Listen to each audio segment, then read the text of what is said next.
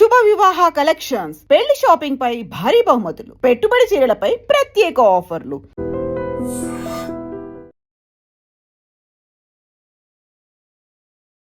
నమస్కారం, welcome to I dream. ధర్మ మార్గం విత్ విస్తా కార్యక్రమానికి స్వాగతం.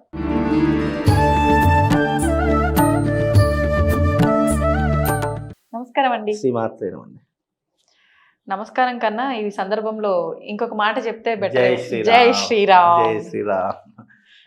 వచ్చేస్తోంది మరి శ్రీరామనవమి. శ్రీరాముడి గురించి ఒక్క మాటలో చెప్పలేం. ఎన్నో మాటలు, ఎన్నో విషయాలు, ఎన్నెన్నో మంచి పనులు. నిజంగా ఆయన ఎన్నో త్యాగాలు చేశాడని చెప్పాలి, ఎన్నో మంచి కార్యక్రమాలు చేసిండని చెప్పాలి. మరి ఈ శ్రీరామనవమి రోజున ప్రతి ఏటా కూడా ప్రతి ఆలయాల్లో కానివ్వండి, క్షేత్రాల్లో కానివ్వండి, ఇంట్లో చేసుకునే వారు కూడా ఉన్నారు సీతారాముల కళ్యాణం. నిజంగా ఈ రోజున విశేషంగా సీతారాముల కళ్యాణమే చేయాలా, ఇంకేమైనా విధానాలు ఆచరించవచ్చా, అసలు నవమి రోజున వివాహం ఏంటి అనే వారికి ఏం చెప్తారు, ఇవన్నీ కూడా వివరించండి. తప్పకుండా తెలియజేస్తున్నాము. ముందుగా వీక్షిస్తున్న ప్రేక్షకులందరికీ శ్రీరామ రామ రామేతి రమే రామే మనోరమే సహస్రనామ తత్తుల్యం రామనామ వరానని అందరికీ జై శ్రీరామ్.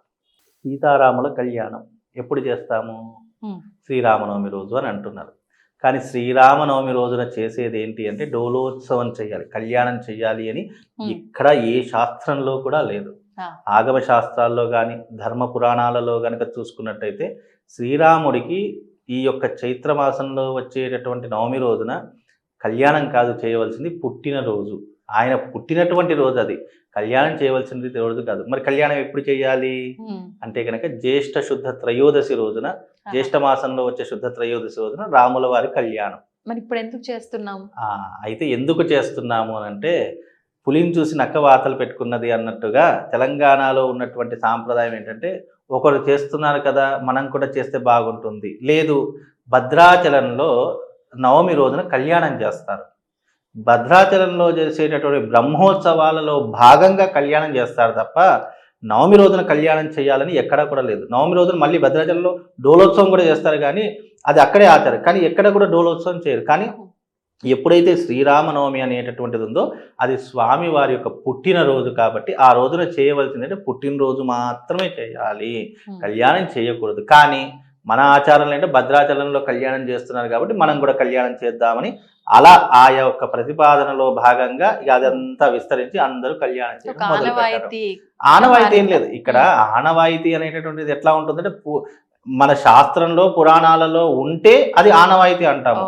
ఒకరు అక్కడ జరిగే బ్రహ్మోత్సవాలు జరుగుతాయి కదా, ఇప్పుడు స్వామివారికి బ్రహ్మోత్సవాలలో భాగంగా అది చేస్తారు తప్ప ప్రత్యేకంగా నవమి రోజున కళ్యాణం అనేటటువంటి చేయరు. అక్కడ కూడా మీరు గమనిస్తే కళ్యాణం చేస్తారు, డోలోత్సవం అయిన తర్వాత కళ్యాణం అంటే తొట్లిలో వేసిన తర్వాత, పుట్టినరోజు చేసిన తర్వాత కళ్యాణం చేస్తారు. తెల్లవారితే స్వామివారి పట్టాభిషేకం చేస్తారు. ఇలా ఈ రకమైనటువంటి పద్ధతులు ఉన్నాయి. కానీ ఏదేమైనప్పటికీ కూడా ఆ స్వామివారి యొక్క కళ్యాణం చూడలేదు కాబట్టి ఇప్పుడు మనం ఏదో స్వామివారిని గుర్తు చేసుకోవడానికి కళ్యాణం చేస్తున్నాము.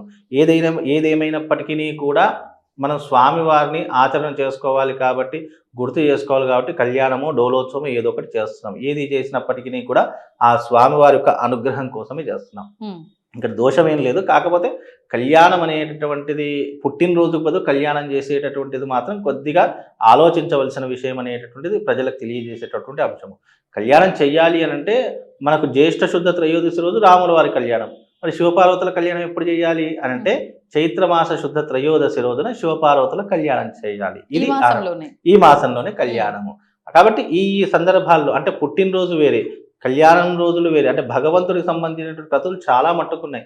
కానీ కొన్ని ప్రాంతీయ ఆచారాన్ని బట్టి, దేశ సాంప్రదాయాన్ని బట్టి మార్పు చెందుకుంటూ వచ్చే. సరే, ఏదేమైనప్పటికీ ఇప్పుడు సీతారాముల కళ్యాణం గురించి మాట్లాడుకుందాం. నిజానికి సీతారాముల కళ్యాణం ఎందుకు చేయాలి, చేస్తే మనకు వచ్చే ప్రయోజనం ఏంటి? చాలా మంది కోరికలు, లేదు అంటే ఇది చేస్తే మనకి ఏదైనా అదృష్టం కలుగుతుందేమో, లేదు ఈ కళ్యాణంలో పాల్గొనడం వల్ల మన యొక్క కర్మ మారుతుందేమో అని అనుకుంటారు. కానీ సీతారాముల కళ్యాణం వెనక ఉన్నటువంటి గొప్పనైనటువంటి విలువలు ఏంటి అంటే, రాముడు అనేటటువంటి వాడు దేనికి గుర్తు, రాముడు ధర్మాన్ని ఎందుకు ఆచరించాడు, ధర్మాన్ని ఆచరించడం వల్ల మనం ఏం నేర్చుకోవాలి అనేటటువంటి తెలుసుకోవాలి. నిజానికి ఇప్పుడు మీరు 4 యుగాలు ఉన్నాయండి. త్రేతాయుగము, సత్యయుగము, త్రేతాయుగం, ద్వాపరయుగం, కలియుగం. సత్యయుగంలో ధర్మం 4 పాదాల మీద నడిచింది. త్రేతాయుగానికి వచ్చేసరికి 3 పాదాలకు పడిపోయి 3 పాదాల మీద నడిచింది. ద్వాపర యుగం వచ్చేసరికి 2 పాదాల మీద నడిచింది. కలియుగం వచ్చేసరికి 1 పాదం మీద నిలబడింది. ఇది కూడా అయిపోయింది అంటే జీరో, ఏమీ ఉండదు. మళ్ళీ కొత్త యుగం ప్రారంభమవుతుంది. ఇలా ఒక్కొక్క యుగానికి ధర్మం అనేటటువంటిది ఇన్ని రకాలుగా విభజించడం జరిగింది. ఎప్పుడైతే త్రేతాయుగంలో శ్రీరాముడి అవతారం ఎత్తాడో అప్పుడు ఆ రాముడి యొక్క నిజమైనటువంటి ఆదర్శాలు విలువలు పాటించడానికే మనం సీతారాముల కళ్యాణం చేసుకోవాలి తప్ప త్రేతాయుగంలో ఆయన ఆచరించినటువంటి విలువలు ఏవైతున్నాయో ఇప్పుడు ఆచరించడం వల్ల లేదు ఇప్పుడు ఆచరిస్తే చాలా మంది నవ్వుతారు, లేదా అవి చెప్పినా కూడా కింద కామెంట్స్లో అప్పుడు ఆ యుగంలో పాటించారండి ఇప్పుడు యుగంలో పాటిస్తే మనల్ని ఎవరు ముంచేసే వాళ్ళే తప్ప పైకి తేల్చేవారు ఎవరు ఉండరు అనుకోండి. కానీ ధర్మాన్ని పాటించడం అనేటటువంటిది రాముడికి పుట్టుకతో వచ్చింది. ఇక్కడ ధర్మము రాముడు వేరు కాదు, రెండూ ఒకటే. ధర్మం అంటే రాముడు, రాముడు అంటే ధర్మము, రెండుటిని విడదీసి చూడలేము. అలా విడదీసి చూసామనుకోండి మనం పాపాత్మలం అవుతాము. కాబట్టి ఎప్పుడు కూడా అలా చూడకూడదు. కాబట్టి ఈ యొక్క త్రేతాయుగంలో జరిగినటువంటి నేను చెప్తాను. అలాగే రామాయణము అనేటటువంటి కావ్యం ఉంది. రామాయణము ఎన్ని భాగాలుగా ఉందో తెలుసా? 100,000,000 ప్రవిస్తరం, 100 కోట్ల రామాయణాలు ఉన్నాయి మనకి. అందుకే 100,000,000 ప్రవిస్తరము అనేటటువంటి శ్లోకం వస్తుంది. రామాయణము శ్లోకాలు 100 కోట్ల శ్లోకాలు ఉన్నాయి. అందులో ఇప్పుడున్నటువంటి ఈ కలియుగ రామాయణంలో కేవలం 24,000 శ్లోకాలు మాత్రమే ఉన్నాయి. మిగతావన్నీ కనుమరుగు, కాలక్రమంలో అన్నీ కనుమరుగైపోయాయి. రామాయణం రాసింది ఎవరు అని అంటే వాల్మీకి అని చెప్తారు. కానీ రామాయణం రాసింది ఎవరు? ఆంజనేయ స్వామి. అది ఎవరికి తెలియదు. రెండవది, రామాయణం చెప్పింది ఎవరు? శివుడు. శివుడి నుంచి ఎవరు విన్నారు? బ్రహ్మదేవుడు విన్నాడు. బ్రహ్మదేవుడి నుంచి ఎవరు విన్నారు? నారదుడు విన్నాడు. నారదుడి నుంచి ఎవరు విన్నారు? సప్త ఋషులు విన్నారు. సప్త ఋషుల దగ్గర నుంచి ఎవరు విన్నారు? ఆంజనేయ స్వామి విన్నాడు. ఆంజనేయ స్వామి దగ్గర నుంచి ఎవరు తీసుకున్నారు? వాల్మీకి తీసుకున్నాడు. ఇన్ని రకాలుగా ఉంటేనే ఒక రామాయణం అనేటటువంటిది ఏర్పడుతుంది తప్ప రామాయణం అంటే ఏదో చిన్న కావ్యము చిన్న ఘటనో కాదు. అది రామాయణం వింటే, రామాయణం చదివితే నిజంగా చెప్తున్నాను అదొక అద్భుతమైనటువంటి దృశ్య కావ్యము అని చెప్పుకోవచ్చు. అలాంటి రామాయణంలో ఇప్పుడున్నటువంటి రామాయణానికి చాలా తేడా ఉంది. మనకు పాత రామాయణం ఒకటి ఉంటుంది, అంటే పురాణ రామాయణం పూర్వీక రామాయణం అనేది ఒకటి ఉంటుంది. ఇప్పుడు ఉన్నటువంటి రామాయణం ఇంకొకటి. అంటే పరిస్థితులకు తగ్గట్టుగా మారిపోతుంది. 100% కాలానికి తగ్గట్టు యుగానికి తగ్గట్టు 100% మారిపోతూనే ఉంటాయి. ఇప్పుడు రామాయణ కాలంలో బ్రతికినట్టుగా మనం ఇప్పుడు బ్రతకగలుగుతామా? బ్రతకలేము. ద్వాపర యుగంలో ఉన్నట్టు ఇప్పుడు ఉండగలుగుతామా? ఉండలేము. ఏ కాలానికి అదే ప్రామాణికం తప్ప కలియుగంలో ఇప్పుడు కలియుగంలో మంచిగా ఉంటే ముంచేసే రకం, మన మంచే మనల్ని మూర్ఖుని చేస్తుంది, మన మంచే మనం చాతకాని వాడిలా చేస్తుంది. కానీ ఎదుటి వారికి అది అర్థం చేసుకోలేరు. కాబట్టి ఈ రామాయణ కాలంలో జరిగేది అంటే రాముడు దేనికి ఆదర్శవంతుడు, ఇది తెలుసుకుంటే చాలు. నువ్వు కళ్యాణాలు చేసినా చేయకపోయినా రాముడిలా ఉండలేము, కానీ ఆయనలో కొన్ని పాటించినా మనము ఈ కలియుగంలో హ్యాపీగా బ్రతుకుతాము. ముందుగా రాముడు పాటించినటువంటివి చిన్న విషయం, అందరికీ తెలిసిన విషయాలే. తండ్రి మాటను జవదాటడు. అలాగే సీతాదేవి, రాముడు ఎన్ని కష్టాలు అనుభవించినా అతడితో పాటు సీతాదేవి కూడా కష్టాలు అనుభవించింది. అంటే తండ్రి మాటను కొడుకు ఎందుకు వినాలి అనేది ఒక రామాయణం చెప్తుంది. భర్తను ఎలా ఆచరించాలి అనేటటువంటిది మనకు రామాయణం చెప్తుంది. అన్నదమ్ములు ఎలా కలిసి ఉండాలి అని చెప్పడానికి నిదర్శనం రామాయణము. అలాగే ఒక వ్యక్తిని నమ్మడానికి గల కారణాలు, లేదా ఒక వ్యక్తిని నమ్మకము అన్నదానికి కారణం ఆంజనేయ స్వామి. భక్తి భావనలో కానీ నమ్మకం, రాముడి నోట ఏదైతే వస్తుందో ఎందుకు ఏమిటి అనేది క్వశ్చనింగ్ లేకుండా ఆంజనేయ స్వామి చేసేవాడు, బికాజ్ నమ్మకము. అలాగే అన్నదమ్ముల మధ్య గొడవలు ఉంటే ఎలాంటి ప్రయత్నాలు జరుగుతాయి, అన్నదమ్ముల మధ్య కలిసి ఉంటే ఎలాంటివి ఆనందం ఉంటుంది అని తెలియజేసేటటువంటిది రామాయణం. ఇన్ని అంశాలు ఉన్నటువంటి రామాయణాన్ని పక్కన పెట్టి దాంట్లో ఏం చేస్తారు? రావణాసు సీతాదేవిని ఎత్తుకపోయాడు. అలా ఇంకోటి విషయం తెలుసా? రాముడి కంటే గొప్పవాడు రావణాసురుడు.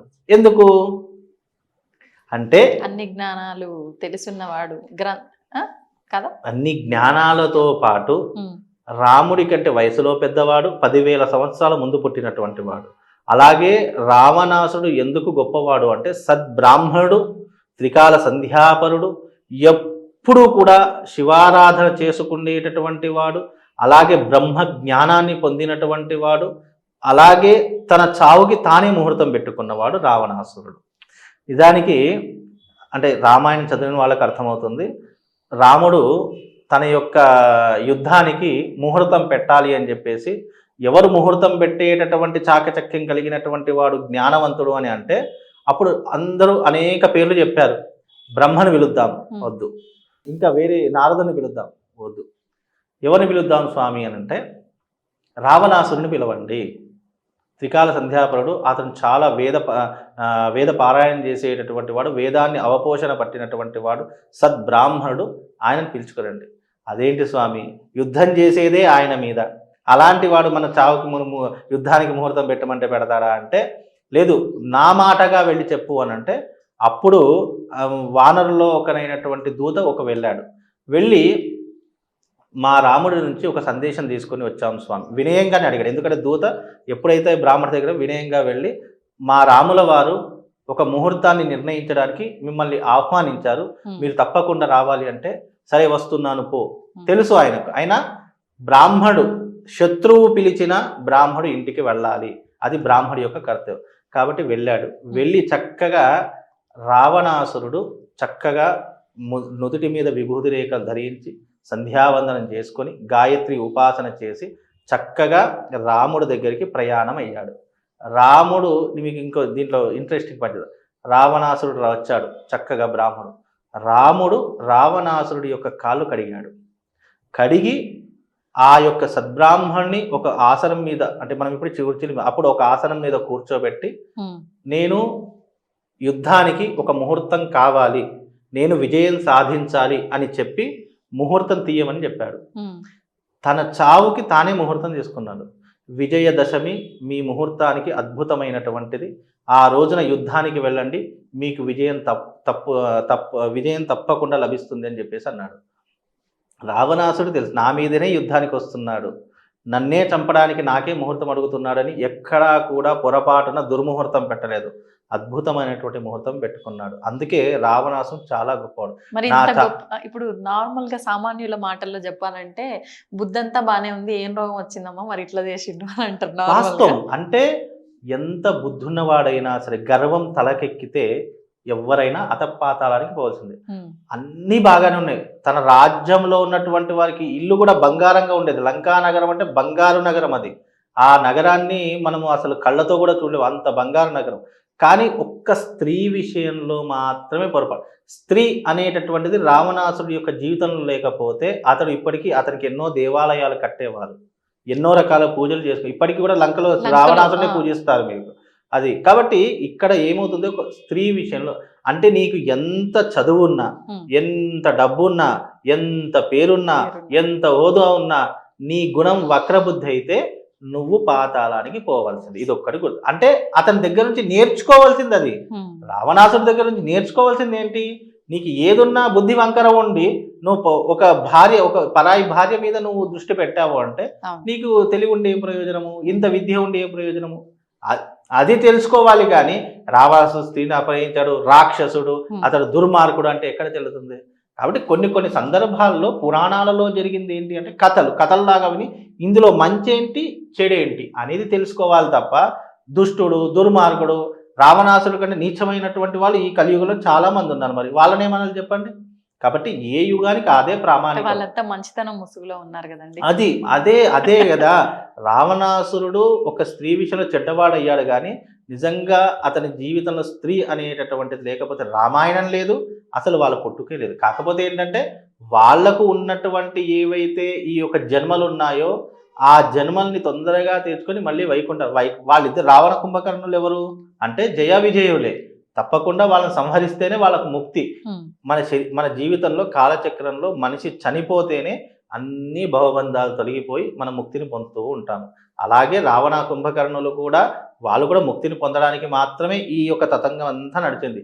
దీంట్లో తెలుసుకోవాల్సినటువంటి నీతి ఏంటి అంటే, రామాయణంలో మంచి ఏంటి చెడేంటి, నువ్వు ఒక రావణాసురులా ఒక స్త్రీ మీద ఎప్పుడైతే వ్యామోహ పడతావో నీ జీవితము, నువ్వు ఎంత ఉన్నతుడవైనా నీ జీవితం అతపాతాళానికి చిట్ట చివరకు నువ్వు చెడ్డవాడిగానే గుర్తింపబడతావు.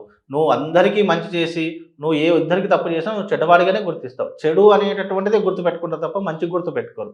అందుకే రామాయణము, సీతారాముల కళ్యాణము వీటన్నిటి వెనక ఉన్నటువంటిది ఏంటంటే రాముడి నుంచి ఏం నేర్చుకోవాలి, ఎలాంటి ఆదర్శాలు పాటించాలనేది నేర్చుకోండి తప్ప నాకు ఆ పూజ చేస్తే ₹1,00,00,000 వస్తాయి, ఈ పూజ చేస్తే నాకు మంచి పేరు వస్తుంది, ఇవి కాదు. రాముడి యొక్క కళ్యాణం వెనక ఉన్నటువంటిది ఏంటంటే రాముడి యొక్క ఆదర్శాలు గుర్తు చేసుకోవాలి, ఇలా ఉంటే బాగుంటుంది అనేటటువంటి ఒక మనస్సులో భావన రావాలి తప్ప కళ్యాణం చేస్తే ఏమొస్తుంది, కళ్యాణంలో మనం ఏం చేస్తే మనకు మంచి జరుగుతుంది, ఇవి కాదు. కళ్యాణం చేస్తే మంచిది అనేటటువంటిది కాదు, చెడ్డది అనేటువంటిది కాదు. కానీ కళ్యాణం చేయడం వల్ల మంచిదే, కానీ రాముడి యొక్క ఆదర్శాలు నేర్చుకుంటే బాగుంటుంది. పోనీ రెమెడీస్ చెప్దాము అని అంటే వివాహం కానటువంటి వారు, అలాగే సంతానం లేనటువంటి వారు, ఈ ఇద్దరికి సీతారాముల కళ్యాణం డోలోత్సవం ఉపయోగపడుతుంది. ఎవరికైతే సంతాన భాగ్యం లేదో వాళ్ళు స్వామివారి యొక్క డోలోత్సవం అంటే తొట్టెలో వేసి స్వామివారి యొక్క తొట్టెలో రాముల వారిని వేసినప్పుడు ఆ తొట్టెలను పట్టుకోవడం వల్ల అందులో పళ్ళు పెడతారు. ఎప్పుడైతే డోలోత్సవం చేస్తారో దాంట్లో పండ్లు ఫలాలు పెడుతూ ఉంటారు. ఆ పండ్లు ఫలాలు ఎవరికైతే సంతానం లేదో ఆ సమయంలో ఎవరికైతే సంతానం కాదు వాళ్ళ ఒళ్ళో పెడితే తొందరగా ఆ పండ్లు ఇద్దరు భార్యాభర్తలు తింటే సంతానం అవుతుంది అని మనకు పురాణ గాథ. అలాగే రెండో విషయం, కళ్యాణం కాలేనటువంటి వారు ఎవరైతే ఉన్నారో అలాంటి వారు ఆ రోజున కళ్యాణంలో పాల్గొని స్వామివారి యొక్క అక్షతలు ఇస్తారు, తలంబ్రాలు. ఆ అక్షతలను తీసుకొని వెళ్ళి ఇంట్లోకి వెళ్ళి ఒక మూట కట్టుకొని మన ఇంట్లో పెట్టుకోవడం వల్ల తొందరగా కళ్యాణం అవుతుంది అని విశ్వాసం. ఇవి రెండు కూడా పరిహారాల కిందికి వచ్చేస్తాయి. కాబట్టి ఆ రోజున మనం నేర్చుకోవాల్సింది ఏంటంటే రాముడి యొక్క నీతి, రాముడి యొక్క ధర్మము. అందుకే మనం ఎప్పుడైనా గుర్తుపెట్టుకోండి, ఏ దేవతలనన్నా ఏదన్నా నిందించినా కాస్త కోపం వస్తుందేమో, కానీ రాముని నిందిస్తే మాత్రం నరనరాల నుంచి కోపం ఉప్పొంగుతూ ఉంటుంది. ఎందుకు అంటే బికాజ్ మన ధర్మం, మన హిందుత్వంలో ఉన్నటువంటి గొప్పతనం అది.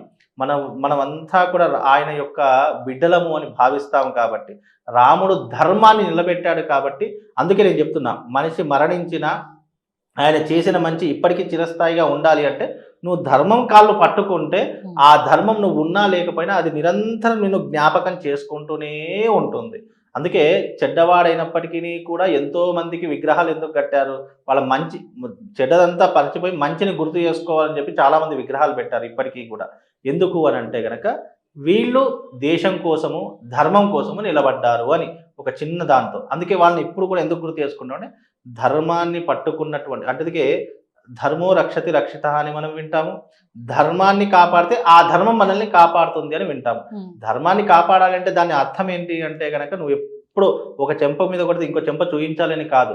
అధర్మం ఎదురైనప్పుడు నువ్వు కత్తి పట్టుకొని ధర్మం వైపు నిలబడి నువ్వు ఎప్పుడైతే యుద్ధం చేస్తావో అప్పుడు ఆ ధర్మం నిన్ను కాపాడుతుంది అని అర్థం తప్ప చాలా మంది దీన్ని ఒక వేరే కోణంలో చూస్తారు.